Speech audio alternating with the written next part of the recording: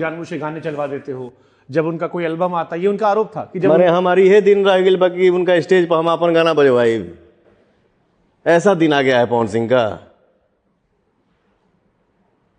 आपने ये नहीं पूछा उनसे कि हाँ आप सिंगर बने कैसे?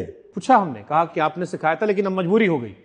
फिर ये भी कहा कि जैसे उनका कोई एल्बम आता है, आप लोग कभी उनका एमएस लीक करवा देते हो। इस धरती पे कौन कौन कितने % ऐसे व्यक्ति हैं जो अपना धन किसी और को दे देंगे?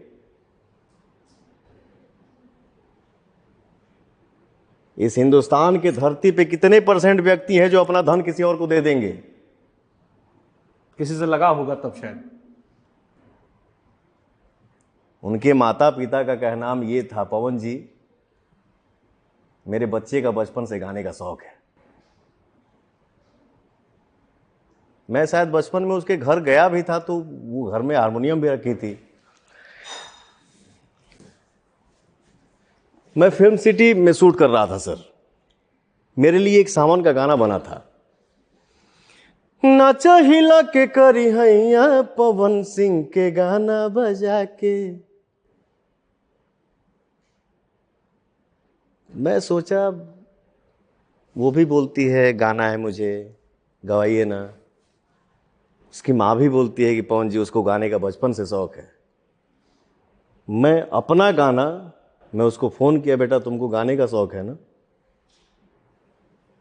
तुम ये गाना गा लो, दिल बोल रहा है गाना हिट है। फिर मैंने म्यूजिक डायरेक्टर को फ़ोन किया कि सर ये गाना अक्षरा गाएगी, क्योंकि अपने मुंह से अपना बड़ाई अच्छा नहीं लगता है। मैं खुद ही बोलूं कि नाचा हिला के कर हैया पवन सिंह के गाना बजा के, भैया शोभा ना दी, प्लीज आप उसे गवा दीजिए। माइक पे खड़ा होने का हिम्मत नहीं था, बट खड़ा करवाया, गाना गवाया कैसे कैसे, मशीनरी कैसे कैसे उसको पिचिंग करके ठीक किया गया। गाना रिलीज हुआ, गाना सुपरहिट हो गया।